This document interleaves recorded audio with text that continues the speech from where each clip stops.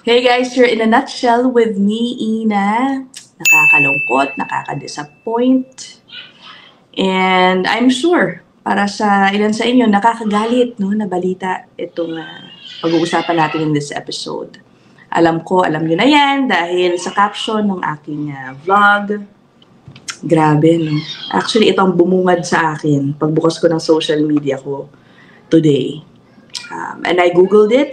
It's been reported by so many news outfits here in Canada. Halimbawa na lang. Sige, let's run through some of them, just to show you. Yung anak ko, nag-iingay na naman. Okay, CTV News. Ayun, healthcare workers charged after nearly $1 million withdrawn from seniors' bank account. Okay? At kasabay niyan, ang picture ng mag-asawang ito na sina Juvie at Lloyd Maputol ng Richmond Hill. Okay, ganyan din. Ito, isa pang report from Midland Today. Same information. And ito rin, tignan nyo, sa Toronto Sun, same. Naku, ang dami pang iba. City News. Diba? Ay, naku, grabe, no? Nakakalungkot. And I know, hindi po binabanggit sa mga news reports na Pilipino po ang mag-asawang ito. But what I did was, I actually Googled their names to check. And yung aking hunch na sila ay Pilipino, and tama naman po ako, no? Natuntun ko yung social media account ng lalaki. I saw where he came from the Philippines, and I found out that he is, again, an RN working in a hospital in Toronto, which happens to be where I gave birth. Ayan, kung saan ko po pinanganak yung aking daughter. Yung hospital po na yon, meron po akong kakilalang nurse at agad ko po siyang minessage. Sabi ko, uy, kilala mo ba to? At sabi na lang niya na, OMG, yun na nga, kilala daw po niya, or at least I think she is familiar with how he looks. Ang sabi po niya kasi medyo bago pa po, and recently assigned daw po sa emergency care department noong hospital.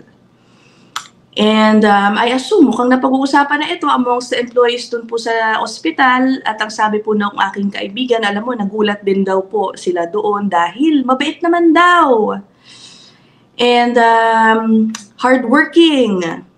At in fact, pumasok pa daw po sometime this week itong lalaki.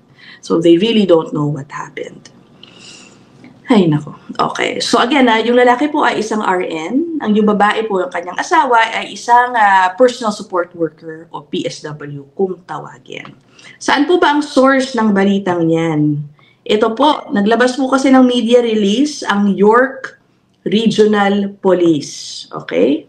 Ang York po ay bahagi ng Ontario. Malapit lang din po sa Toronto. Okay? Ito po ang media release na nakapost hanggang ngayon sa kanilang website. 2 healthcare workers charged with fraud-related offenses posted February 7, 2025. Ayan pa rin po ang kanilang picture. Charges have been laid by the York Regional Police against 2 healthcare workers for fraud-related offenses in the town of Newmarket. Noon daw pong August 22, 2024, may nag-report po daw kasi sa kanila na isang elderly victim saying that a large amount of money had been withdrawn from their bank account without their knowledge. And after a thorough investigation, ayun na nga po, it was learned that the 2 suspects, one of whom was employed to care for the victim, I assume yun po yung babae, accessed their banking information. Sabi dito, the suspects attended various financial institutions and withdrew nearly $1 million. Grabe, no? And now they have been charged with numerous fraud-related offenses. And ito nakasulat, itong masaklap dito, investigators are releasing their photos as they believe there to be more victims. Ano ba yan? Wag naman sana. Baka raw pinaniniwalaan nila meron pang ibang mga nabiktima. Ano ba yan? So ito po yung charges filed. Mas marami pong naka-file against the lady.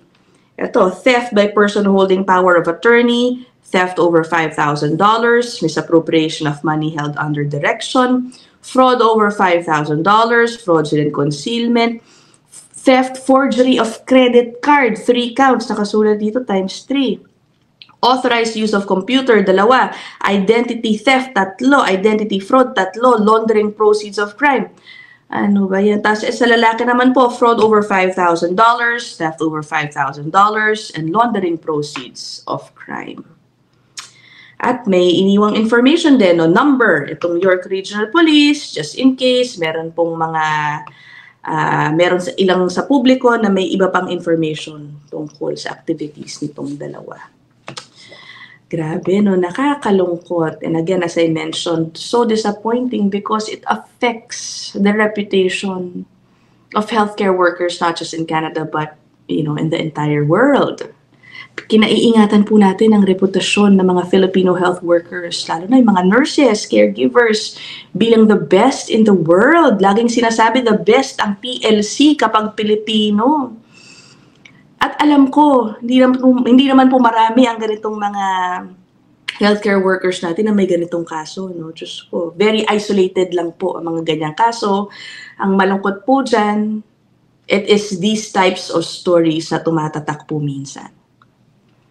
And I just hope, you know, this report does not discourage potential employers from getting Filipino healthcare workers to take care of them.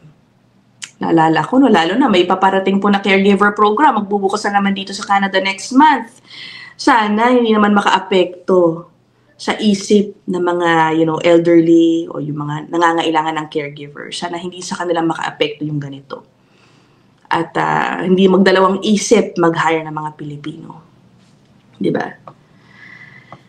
Ay, nako. You know, I was chatting with a friend about this report kasi yung asawa po niya ay isang nurse, no? Ang sabi niya, nako, nakakalungkot dahil tinake advantage yung kabaitan nga naman noong kanilang amo, who obviously is already, you know, old, nangangailangan ng tulong, inabuso, di ba? Kasi hindi daw po uncommon nga naman amongst caregivers na talagang pinakakatiwalaan po sila. Madalas, with the important transactions involving money, lalo na. No? Yung asawa nga daw po ng aking kaibigan, hinahayaan po siyang mag-withdraw sa bangko, you know, ng pera ng kanyang mga employer. And sa kanya din pinapatabi yun, diba? To manage, para magbayad ng kung ano-ano. Again, it's not uncommon. Diba? Huwag naman po natin abusuhin yung ganyan. Tapos dito, no, ang money involved is nearly $1 million. It tells you of the intent. It gives you an idea na talagang mukhang may intensyong manloko, di ba? Ang laking pera. Paano kaya nila ipapaliwanag yun, ano? Sabihin mo lang kung $5,000, baka mapatawad pa po sila nung kanilang employer. Dahil sabihin nila, baka pang renta o pang gasto sa anak, kung ano man, di ba? Pero kung umabot ng halos $1 milyong, oh my gosh, I don't know how that's gonna turn out. Now, hindi naman po binanggit ng York Police kung nasan po ngayon itong mag-asawa. Pero ayun na nga, baka, ang palagay nga po nila, baka daw po may iba pang biktima, no? Sana naman wala. Ay, nako. Again, it's such disappointing news. If you read the comment section, sa totoo lang, una ko itong nakita sa Facebook, ano? Makikita mo na agad dun eh.